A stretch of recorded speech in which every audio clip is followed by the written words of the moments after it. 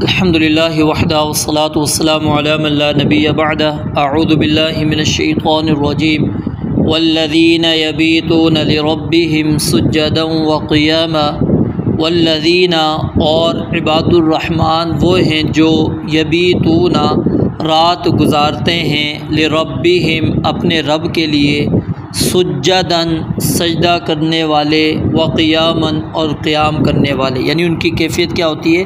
سجدے کی حالت میں اور قیام کی حالت میں وہ رات گزارتے ہیں۔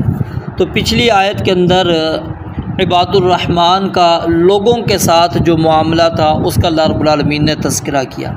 اس آیت میں جو عباد الرحمن کا اپنے رب کے ساتھ تعلق ہے اس کا تذکرہ موجود ہے۔ امام حسن بصری رحمہ اللہ بیان فرماتے ہیں کہ پچھلی آیت میں ان کے دن کا تذکرہ تھا اور اس آیت میں ان کی رات کا تذکرہ ہے، اور اسی طرح اس آیت میں قیام اللیل کی اہمیت بھی اللہ تعالیٰ نے بیان فرمائی ہے۔ دیگر آیات کے اندر بھی موجود ہے، جیسے کانوا قلیلا من اللیل ما یہجعون، کہ رات کو بہت تھوڑا وہ سوتے ہیں۔ تتجافی جنوبہم عن المضاجع یدعون ربہم خوفا وطمعا۔ تو قیام اللیل یہ انسان کے اندر نکھار پیدا کرتا ہے۔ قرآن کریم نے اور احادیث مبارکہ نے اس کے کئی فوائد بھی بیان کیے ہیں، اور نبی علیہ الصلوۃ والسلام نے قیام اللیل اختیار کرنے کی ہمیں بہت زیادہ تاکید بھی کی ہے۔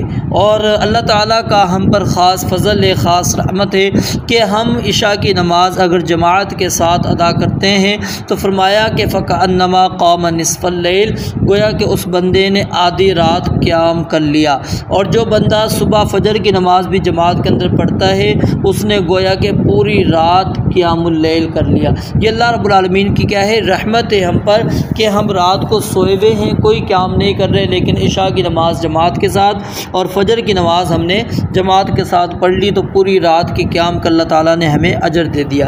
لیکن جو لوگ فجر کی نماز بھی جماعت سے پڑھتے ہیں، عشاء کی نماز بھی جماعت کے ساتھ پڑھتے ہیں، لیکن ساتھ میں قیام اللیل بھی کرتے ہیں، جو اللہ تعالیٰ نے ان کو توفیق دی، 2 رکعت 4 رکعت جتنی رکعت کی وہ اتنی رکعتیں ادا کرتے ہیں، تو یقیناً وہ درجے میں ان ایمان والوں سے زیادہ ہیں جو صرف رات یعنی فرائض کے اوپر اکتفا کرتے ہیں، وہ نوافل نہیں پڑھتے۔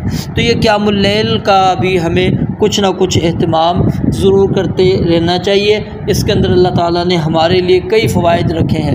قم اللیل الا قلیلا نصفہ او انقص منہ قلیلا او زد علیہ ورتل القرآن ترتیلا انا سنلقی علیک قولا ثقیلا ان ناشئۃ اللیل ہی اشد وطئا واقوم قیلا۔ یہ بات کو درست کر دیتا ہے، ٹھیک ہے۔ ان لک فی النہار سبحا طویلا، دن میں انسان کی اور مصروفیات ہوتی ہیں، رات کو رب کے سامنے کھڑا ہو جائے۔ تو یہ اللہ تعالیٰ نے یہاں پر صفات بیان کی اہل ایمان کی، یعنی عباد الرحمن کی، کہ وہ رات کیا ہے؟ رب کی عبادت کرتے ہوئے گزارتے ہیں، سجدے کی حالت میں اور قیام کی حالت میں۔ اللہ تعالیٰ ہمیں بھی یہ توفیق نصیب فرمائے۔ وآخر دعوانا ان الحمد للہ رب العالمین۔